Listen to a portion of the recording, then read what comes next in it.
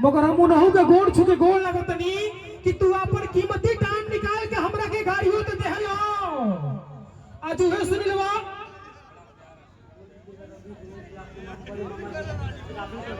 ओहो रवि भाई राशन घर में तू जल्दी जा, राशन घर में रवि भाई से अनुरोध बा जरा सुनिलवा के तू गरियावत रहा। आज उहे सुनिलवा विश्व में तीसरा नंबर पर ट्रेंड बा। तू अपने आप के बड़ा का मर्द बड़ा तो कहीं ना तंबू के पीछे का खाना खा के टुकुर टुकुर खाना खा तो को मगर सुनिलवा जब मगो के 10 आदमी को रोक लो तो भाई कौन बा। आज अपना कमाई से 2-3 गो गाड़ी किन ले भाई कौन बा। तो आप लोगों ने उस लायक मुझे बना दिया कि आज मेरे घर में खुशी है। मगर कोनो बात ना, मगर हमेशा ये कही कि यू के कुछ देखला से पहले कि जज ना करबे के चाहे कि तू का चीज होंगो। तेज हम कह रही है कभी अपने आप को भी झांक लिया कीजिए कि आप क्या चीज है। तो उस चीज पर भी हमने के वीडियो बनाए ले जा उनके हमने के घर में हमने के माता बहन बेटी उस चीज करे ली सोन और वही वीडियो के माध्यम से सोशल मीडिया पे डाल दिले जो उनकी 2 घंटे में 4 घंटा में 1 मिलियन 2 मिलियन चल जाला तो हमारा रोजी रोजगार चलेला। मगर आई से चल जाए हमने के कॉमेडी की दुनिया में जो ना कॉमेडी के माध्यम से आज हमने के बुलाओ गए बनी जा और हमारे टीम में बड़ा अच्छे क्या नाम है पिंकी जी। आ जाइए पिंकी जी, एक मिनट जाइए। पिंकी जी बड़ा अच्छा हमारे मित्र हैं, बड़ी अच्छी हमारी सहयोगी हैं। थोड़ा ताली बजा के इनको आशीर्वाद दे दीजिए। हाँ हम लोग लग रहा है कि लगातार 10-20 कार्यक्रम कर भी चुके हैं तो थोड़ा फिर से आशीर्वाद दे दीजिए आप। चलिए थैंक यू। आइए इसे ही प्यारा आशीर्वाद देते हैं क्योंकि मेरे जीवन में हमने अगर अपने जीवन में सबसे ज्यादा किसी से प्यार किया है अपनी माता बहन बेटे लोगों से मैं करता हूँ क्योंकि आज इनका देन है जो आज पूरी धरती चल रही है ना जी। आज अपनी माता बहन बेटी का उदान है कि हम सब धरती पे राज कर रहे हैं। थोड़ा सा बैठ जाइए फिर मैं कहता हूँ का हो अगर बगर करता है बाबा गमछी दे हमार वही दे दीजिए कोनो दे देख तो लेके आए ना आप लोग। चलिए देखिए 10 मिलियन गई और हमने के जीवन बदल गए तो सच में हमारा जीवन में कुछ ना रहा तने हमारा गमछा खातिर ताली बजा दलो। आज ये ना गमछा के दिन तक पूरा यूपी बिहार में लोग हमरा के चिन्ह तक यह का हो गमछा वाला ना। मगर वीडियो में नहीं बोल देले बनी कि अगर हम मेहरारू से कोनो बात कह दहल जाला तो हमनी के पेट में पहुंचेला ना लगनी से खुदर बुदर ना कर जैसे बोले कोनो मेहरारू से कही किराए उमरावती कमाई देख हम तोरे से बात कहत नहीं कैसे कहिए मो हमरा के कोई कहल करे हम हे कान से सुनी ले हे कान से निकाल दिले इतने बतिया कह के विजयपुर मार्केट में चल जाई जब आए तो रास्ता में 3-4 गो लोग कही कहा है जजवालियों में कैसा खाना भाई नहीं बतिया सब सही बा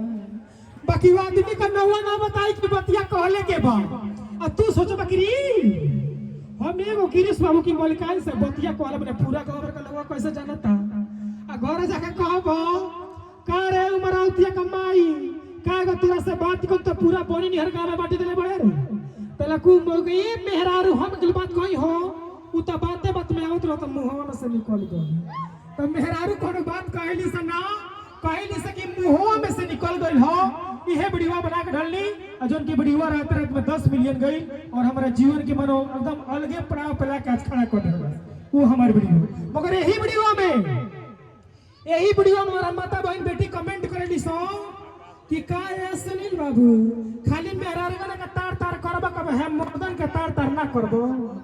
तो हम मर्द लोग के क्या कहल जा मर्द लोग के जीवन में बटले कब जवन बा धरती पाज हमनी के माता बहन बेटी को दान बा कि आज हमनी के धरती चलता। आज अगर शायद तहलो ना रहत लो तो धरती पर निकल के रेंगित लो ना सही बात बा कि ना। मगर अबे हमनी के मंदिर में चल जाई जा तो मंदिर में हर एक चीज मेहरारू के नाम से बा पूजा अर्चना वंदना आरती जवन चीज उठा के देखनी मेहरारू के नाम से बा हम मर्दन के नाम से बटले का बा ओई में हाथ के घंटा टांगल बा जय जाता टन बजा देता तब मर्द लगो घंटा खनवा लो दिन भर ने डीजे बजाई लो दिन भर ने कैमरा चलाई लो दिन भर कंपनी में खटी लो जब रात खान सुते के बेरा अपने अपनी मौगिन के लगावा पहले को मौगी कहली सो हटियो ना एक और माई बाड़ी मर्जी अलग का दाम से काल पहले बाड़ी और कोई भगटिया बिया निमन बते कर लेके मातानी से जोड़ते बंदे बचुआ आज कुल ना हो तो हम ये कितना पैसा कमा रहल जा कुछ भी कर रहल जा मगर हमनी के जीवन में सबसे ज्यादा दान बा तो हमनी के माता बहन बेटी के उदान बा कि आज हमनी के धरती चल रहा बा। मगर यही में भाई मेहरारू देखा जा कितना डिजिटल में आइल बड़ी सन। मेहरारू अपना घरे कौन परिस्थिति में रह तरी सन, मेहरारू अपने घरे कौन परिस्थिति में रह तरी सन। मगर जब यह मेहरारू जा तरी सन दूसरे के घरे तो 1000 को लगता है भाव करे। भले अपना घरे जब बाटा सुनाता तब पसीना टप टप चुआता, मगर जब दूसरा घर से कहता ऐसा अरे बाप रे बाप कितना गर्मी होता है, कहता घर लाइट नहीं का तू कहता खची भाई लाइट नहीं तो काट हो जब के हीट ना क्या दगलवा लाइट काट देला सहो तला को मगई बाप रे बाप तखबू कितना करू तो मन तो कहता अपना देह के ब्लाउज खोल को न फेंक दे तला को मौगी कही रे बाबू रे तखबू संता बनी के मम्मी अब कर लू ठक तन को सुनाता रे तने ओ लाइट तन फोन करबे देखला मोरी गल का रे। तो कभी कभी हमारे घर में हमारे परिवार में होता है कि जब कोई रिश्तेदार आ जाएगा तो अक्सर लाइट कट जाती है। उसी चीज पे हमने वीडियो बना के डाला और मेरा वीडियो 100 मिलियन भी क्रॉस किया है। तो आप सबके बदौलत आप सबके अंगूठा का बल लगा हुआ है मेरे जीवन में। मगर यही वीडियो में